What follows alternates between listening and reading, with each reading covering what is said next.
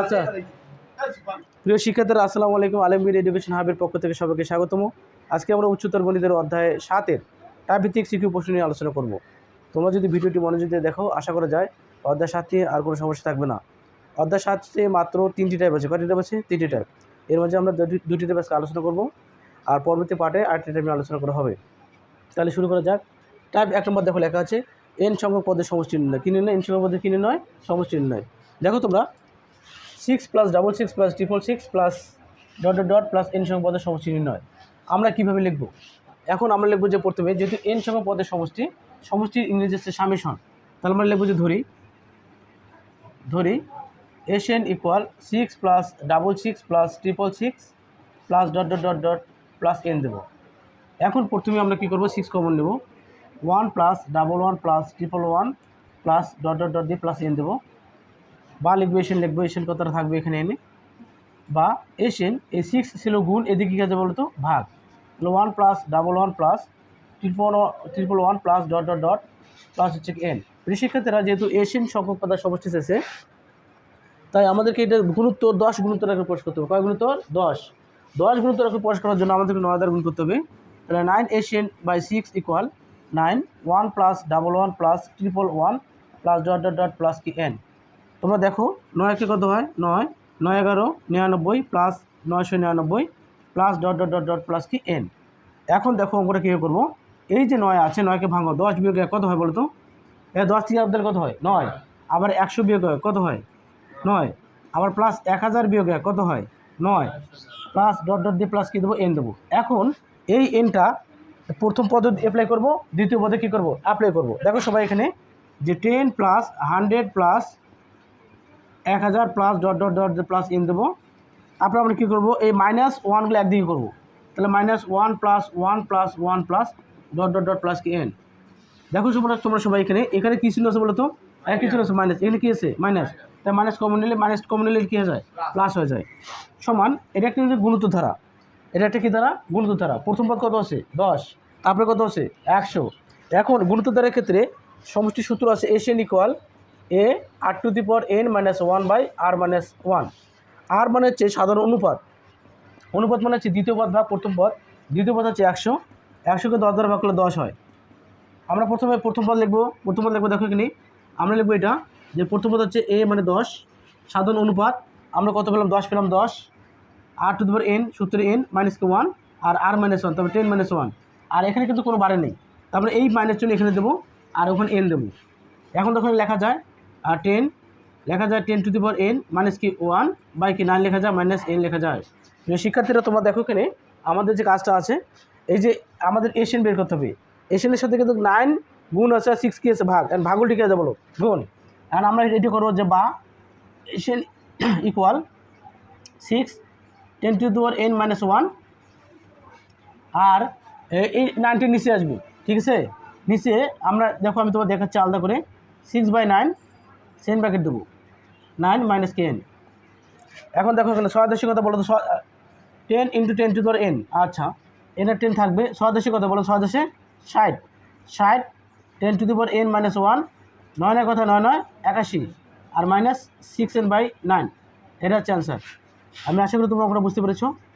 এরকম যদি 5 আসে, 5 থাকে তাহলে 50 হবে, যদি 3 থাকে তাহলে কত হবে? 30 হবে, আর নিচে কিন্তু 81 থাকবে, ঠিক আছে? তিন একাডেমির পক্ষ থেকে সবাইকে স্বাগতম। আজকে আমরা উচ্চতর গণিতের অধ্যায় 7-এর টাইপ ভিত্তিক 2 নম্বর টাইপ নিয়ে আলোচনা করবো। এই শিক্ষার্থীরা তোমরা যে ভিডিওটি মনোযোগ দিয়ে দেখো, আশা করা যায় কোনো সমস্যা থাকবে না। তাহলে শুরু করা যাক। x + 1 inverse 1 plus 3x + 1 inverse 2 plus 3x + 1 inverse 3 plus ... একটি গুণিত ধারা x এর ওপর কী শর্ত আরোপ করলে ধারাটির অসীমতম সমষ্টি থাকবে এবং সেই সমষ্টি নির্ণয় করো। প্রিয় শিক্ষার্থীরা তোমরা দেখো, আমরা লিখব যে প্রদত্ত ধারাটি। দেখো প্রদত্ত ধারাটি যে 3x + 1 - 1 plus 3x + 1 -2 plus 3x + 1 -³ plus ... দিলাম। দেওয়ার পরে এখানে লিখবো, এখানে বা লিখবো, বা আমরা সমানচিহ্ন দিতে পারি যে 1/3x + 1 plus 1/3x + 1 2 plus 1/3x + 1 তারপর কি কিউব। প্রিয় শিক্ষার্থীরা তোমরা বলতে পারো যে এখানে 1 কেন আসলো? ইনভার্স মানে 1, ইনভার্স মানে কি 1, এ ইনভার্স 1 মানে দেখো এখানে এ ইনভার্স 2 মানে কি 1 বাই কি এ স্কোয়ার, বুঝতেছো কথাটা? তাহলে ইনভার্স মানে হচ্ছে 1, ইনভার্স মানে কি 1। এখন দেখো এখানে কী লিখবো, এখানে প্রথম পদ, কী পদ? প্রথম পদ এ সমান 1 বাই 3x প্লাস 1 সাধারণ অনুপাত, সাধারণ অনুপাত আর সমান দ্বিতীয় পদ, তাহলে 3x plus 1 by all square ভাগ এই দ্বিতীয় পদ ভাগ প্রথম পদ সমান 3x প্লাস 1 অল স্কোয়ার, ভাগগুলি কে যায় গুণ 3x প্লাস 1 1 লেখা যায় 1 বাই 3x প্লাস কি 1। এখন এই এক্সের মান অজানা, আমি জানি না এক্সের মান কত, এই জন্য আমরা লিখব যে ধারাটির অসীমতক সমষ্টি থাকবে যদি মূল্যহ্রাস আর লেস দ্যান 1 হয় বা -1 থেকে বড় আর কি +1 থেকে কি ছোট হয়। শিক্ষার্থীরা তোমরা দেখো এখানে এখন আমরা নিচে লিখবো অর্থাৎ -1 ঠিক আছে, আর এর জায়গায় লিখবো 1 by 3x plus 1 less than কি 1।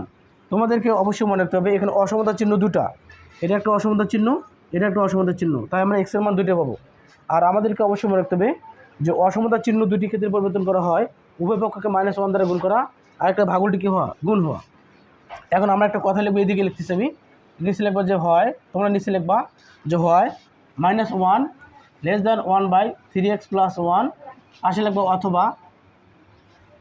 অথবা এটি লিখবা, একবার এটার সাথে এটা আরেকবার এটার সাথে এটা, তাহলে আর লিখবো যে 1 by 3x plus 1 less than কি 1। তো শিক্ষার্থীরা তোমরা দেখো আমাদের উদ্দেশ্য আছে এক্স বের করা, তাহলে বা লিখবো -1 ঠিক আছে, লেস দ্যান হয়ে যাবে গ্রেটার দ্যান, তখন এটা ঘুরে যাবে 3x প্লাস 1। আচ্ছা বলো তো তোমরা +1 এদিকে শিখে যায় -1, তাহলে -1 3x বা -2 3x বা 3x লেস দ্যান -2। তোমরা জানো যে এই চিহ্নটা যেহেতু 2-এর দিকে 2-র দিকে আছে, 2 যেই দিকে যাবে চিহ্নটা ঠিক একই দিকে যাবে, অতএব x লেস দ্যান -2 বাই কি 3।